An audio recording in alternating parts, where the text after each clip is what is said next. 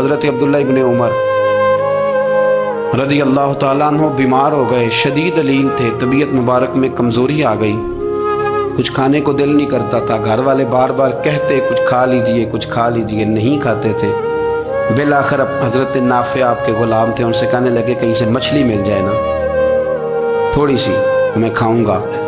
تو کہتے ہیں میں سارے مدینے میں ڈھونڈتا رہا، مچھلی نہ ملی، اگلے دن بھی ڈھونڈی تو نہ ملی، تیسرے دن بھی ڈھونڈی تو نہ ملی، تو فرمانے لگے یار بس چھوٹی سی خواہش ہے، کوئی فرض نہیں ملتی تو رہنے دے۔ کہتے ہیں چوتھے دن مچھلی مل گئی، میں 1.5 دینار کی مچھلی لا کے حضرت عبداللہ ابن عمر رضی اللہ تعالیٰ عنہ کے سامنے جو مچھلی رکھی تو آپ نے لقمہ روٹی کا توڑا تھا، مچھلی کو لگانے لگے کہ دروازے پہ فقیر نے آ کے آواز دی کچھ کھانے کو دو۔ حضرت عبداللہ ابن عمر نے روک لیا اور ہنسے۔ کئی دفعہ ہم بھی دیتے ہیں پر ہمارا چہرہ دیکھنے والا ہوتا ہے، اتنے ہم غصے میں ہوتے ہیں دے دیتے ہیں، لیکن جو چھلوٹیں ہوتی ہیں نا چہرے والی وہ گنی نہیں جاتی۔ ہنسے فرمایا دیکھو میرا اللہ کتنا کریم ہے، وہ مجھے بچانا چاہتا، اٹھا بار دیا جا کے۔ خادم اب حکم کا پابند تھا، وہ لیت اللہ تو کر نہیں سکتا تھا، وہ گیا اور جا کے دے آیا۔ فقیر جب سارے محلے سے آٹا اکٹھا کر لیتے ہیں تو پھر ایک جگہ جا کے بیچتے بھی ہیں۔ دے آیا، وہ 2 گلیاں آگے گزرا تو میں پیچھے دوڑا گیا، میں نے کہا سچ بتا کھانی ہے کہ بیچنی ہے؟ وہ کہنے لگا جو بھی سبب لگ جائے کر جاؤں گا، آپ نے دے جو دی ہے۔ تو کہتا ہے میں نے اسے کہا کہ یہ 1.5 دینار کی میں نے خریدی تھی، اگر تو 2 دینار کی مجھے بیچ دے تو آج کل مچھلی مدینے میں مل نہیں رہی، تو میں اپنے آقا کو دے دوں گا، وہ یہی کھائیں گے، بیمار ہے۔ تو کہنے لگا جی بسم اللہ، مجھے کیا اعتراض ہے، 2 دینار مل رہے ہیں، 1.5 کی مچھلی، اور 1.5 کی بھی کسی نے نہیں خریدنی تھی، اب تو پک گئی۔ فرماتے میں نے 2 دینار اس کو تھمائے، وہ مچھلی اس سے خریدی اور خرید کر کے میں لا کے حضرت عبداللہ ابن عمر کے سامنے دوبارہ رکھی۔ تو فرمایا یہ کیسے آ گئی؟ میں نے کہا حضور 1.5 کی خریدی تھی اور پھر فقیر کو دے دی، اب اسی سے میں 2 دینار کی خرید کے لایا ہوں، آپ قبول فرمائیں۔ تو فرمانے لگے تم نے اچھا نہیں کیا، اب اس طرح کرو 2 دینار بھی اسے دیا اور مچھلی بھی واپس دیا۔ عرض کی حضور کیوں؟ فرمایا تم نے قرآن نہیں پڑھا؟ حضور پڑھا ہے۔ فرمایا رب فرماتا ہے لن تنالوا البر حتی تنفقوا مما تحبون، تم بھلائی کو اس وقت پہنچو گے جب اپنی پیاری چیز راہ خدا میں خرچ کرو گے۔ امام غزالی نے لکھا ہے، فرمانے لگے دیا، تو وہ حضرت نافع کہتے ہیں میں دینے گیا، دے کے واپس آیا تو کچھ پریشان تھا کیونکہ مجھے بھی 4 دن ہو گئے تھے نا تلاش کرتے، تھوڑی طبیعت میں مایوسی تھی کہ اتنی محنت سے میں نے لایا اور آپ نے واپس کر دی۔ تو حضرت عبداللہ ابن عمر نے مجھے قریب بٹھایا، پھر مجھے تھپکی دی، فرمانے لگے پتر میں نے ویسے بھی کبھی جھوٹ نہیں بولا اور آج کل تو میں ویسے ہی بیمار ہوں، ٹائم ہی نہیں، وقت ہی نہیں، موقع ہی نہیں جھوٹ بولنے کا۔ میں تجھے سچ بتاؤں، مجھے مچھلی کھا کے اتنا سکون نہیں ہونا تھا جتنی اللہ کے راستے میں خیرات کھا کے مجھے سکون ہوا۔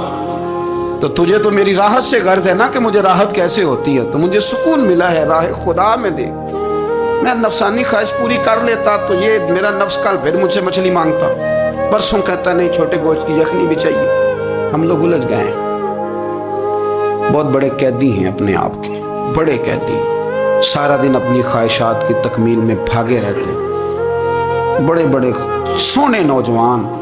میں ان پہ تنقید نہیں کرتا، مجھے ان پہ ترس آتا ہے، جب میں رات کے اندھیروں میں انہیں ٹیلی فون لے کے چوکوں میں کھڑے دیکھتا ہوں تو مجھے رحم آتا ہے۔ میں کہتا ہوں دیکھو نفس کی خواہش کے پیچھے یہ کیا مثلاً آخر کیا ہے اس میں، ایک عورت کے پیچھے تباہ کر لیا اپنے آپ کو، یعنی زیادہ سے یہ کوئی مقصود ہے، یہ کوئی مقصد حیات ہے جس کو مقصد بنا لیا ہے؟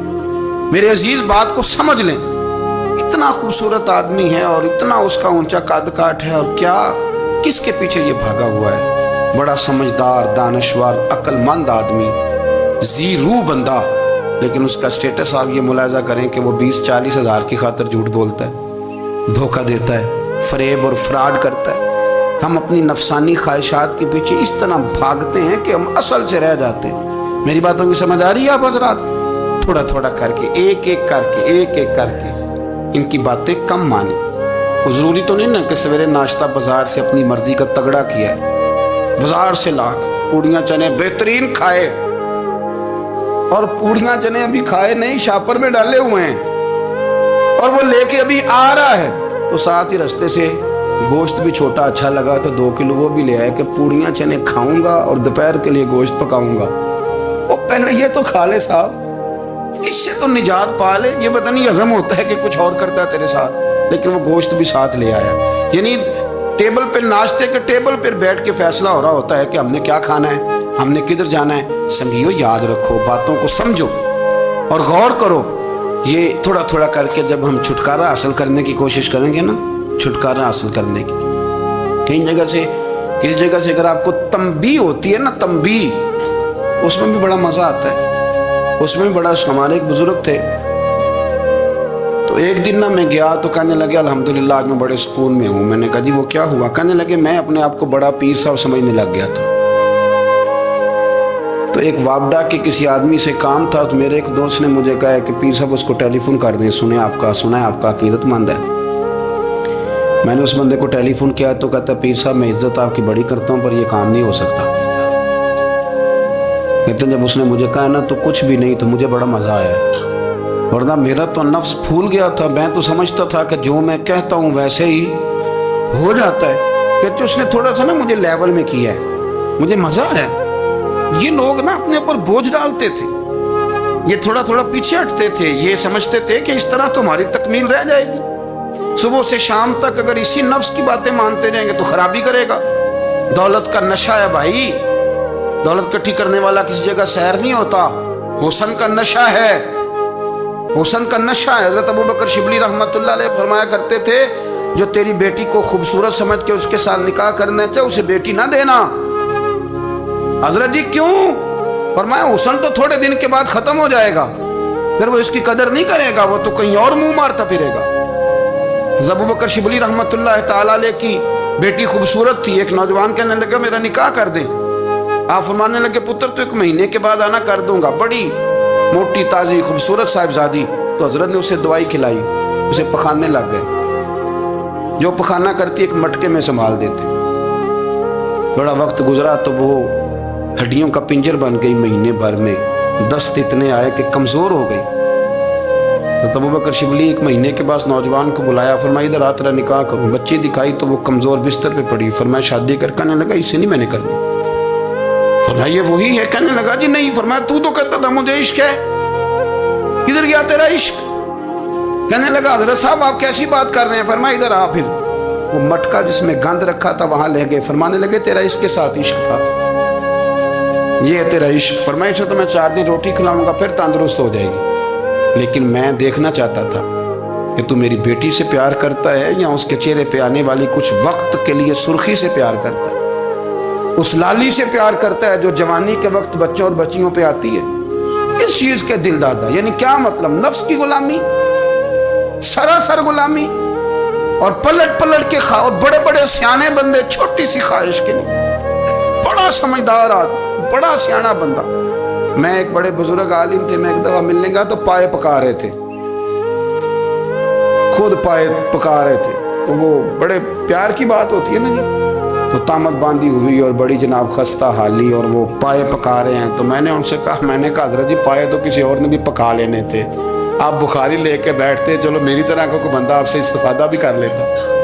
अब पाए आप लाएंगे, फिर पकाएंगे, फिर आप खाएंगे, तो ये तो 24 घंटे आप किसी काम में गुजर जाएंगे।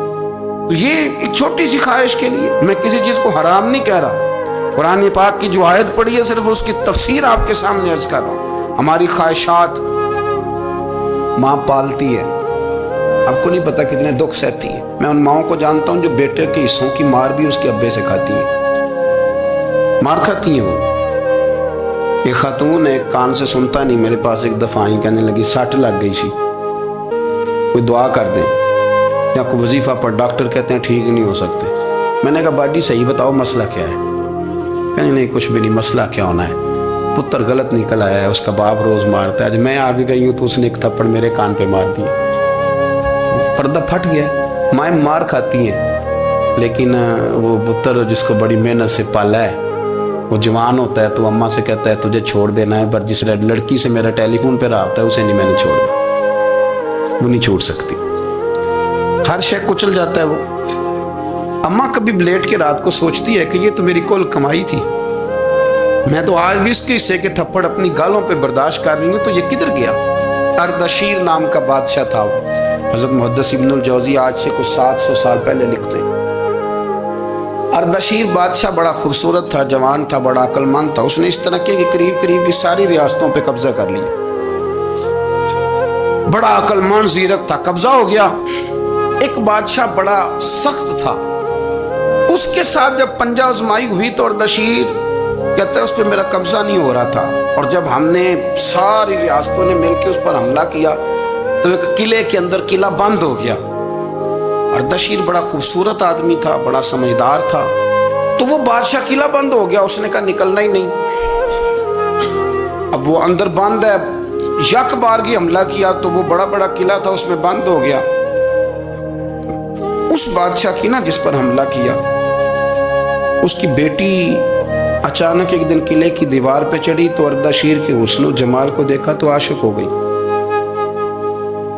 اور اپنے ہی باپ کے خلاف اسے کہنے لگی کہ اگر تو میرے ساتھ شادی کا وعدہ کرے نا تو میں تجھے رستہ بتاتی ہوں حملہ کرنے کا۔ اس نے کہا میرا وعدہ رہا، تو رستہ بتا۔ اس نے رستہ بتایا اس لڑکی نے، اور بادشاہ نے حملہ کیا تو اس کا باپ قتل کیا، اس علاقے پہ قبضہ کیا شادی کے وعدے پر۔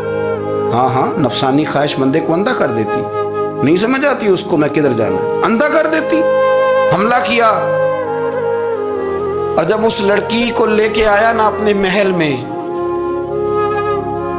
تو پہلے دن شادی کی پہلی رات تھی، تو بستر بچھایا کنیز نے، تو وہ کبھی کروٹ ادھر بدلتی کبھی ادھر بدلتی، تو بادشاہ کہنے لگا کیا ہے؟ کہنے لگی بستر میں کچھ ہے، مجھے تکلیف دے رہی۔ اس نے چراغ جلائے، اور جب بستر اٹھایا تو ایک اتنا سا دھاگا نکلا۔ دھاگے سے عموماً تکلیف نہیں ہوتی، تو اس نے کہا تو اتنی نرم و نازک ہے کہ دھاگا؟ کہنے لگی میرا باپ نا میرے ساتھ اتنا پیار کرتا تھا کہ روز میرا بستر بھی خود بچھاتا تھا، اور اس نے آلہ رکھا ہوا تھا، وہ ناپتا تھا کہ کوئی پایا اونچا نیچا تو نہیں، میری بیٹی کا بھینس سوتے وقت خراب نہ ہو جائے، اور میرے لیے گوشت اور کپڑے بھی خود پسند کر کے لاتا تھا، کھانے پینے کا خود خیال کرتا تھا۔ اردشیر کہنے لگا اچھا وہ اتنا پیار کرتا تھا، اور پھر تو نے اس کے ساتھ کیا کیا؟ کہنے لگا بلاؤ کنیزوں کو۔ کنیزوں کو بلایا، فرمایا اس کو اٹھاؤ اور جلاد کے پاس لے جاؤ، اسے کہو کہ اس کے بال ایک گھوڑے کے ساتھ باندھے، پیر دوسرے گھوڑے کے ساتھ باندھے، اور ایک گھوڑا ادھر بھگا دے کدھر بھگا دے۔ یہ جس کے باپ نے اتنا پیار کیا، یہ نفس کی اتنی غلام ہے کہ اس کی وفادار نہیں رہی تو میری وفادار کیسے بنے گی؟ اس نے اتنے نازوں سے پالا کہ دھاگا اسے برداشت نہیں۔ او یارو یاد رکھو، اگر نفس کی غلامی کرو، بڑے بڑے وفاداروں کو چھوڑ کے غلامی کرو، تو پھر کہو وفادار مل جائیں، کوئی بول اب لڑا نہ بول بیٹھی ہوں دے خسم ناراض بڑ بولیاں دے، کہاں سر کھائے تے بلبل ٹھنڈ پائے، بڑے فرق نہیں سجنا بولیاں دے، جڑیاں خسماں دی وچ رضا وسن، بھاگ جاگ جاندے انہاں گولیاں دے، آپ ادلیاں نو سردار پین تکے تے شرما والیاں نو جھوٹے ڈولیاں دے۔ اپنے نفس کے پیچھے چلو گے تو یہ تباہی ہے۔ جب ہم نے کسی سے وفا نہیں کی تو یہ کیا امید ہوئی کہ دنیا ہم سے وفا کرے گی؟ اللہ رسول کی مرضی کے مطابق اصول پسند زندگی بنائیں، ایک ایک کر کے اپنی خواہشات سے پیچھے ہٹیں، تھوڑے پہ گزارا کرنا سیکھیں، اپنے نفس کو سمجھائیں۔ ضروری نہیں کہ روٹی ہر وقت مزے کے لیے کھائی جائے، کبھی کمر سیدھی کرنے کے لیے خشک روٹی بھی کھا کے دیکھو، کبھی سادہ کھانا اس پہ بھی اکتفا کرو، کبھی تھوڑا کھر کے اچھے طریقے سے سادے کمرے میں بھی اللہ کو یاد کر کے دیکھو۔ نفس کے پیچھے نہ بھاگیے گا، تباہی کرے گا۔ رب کریم سمجھنے کی توفیق رفیق عطا۔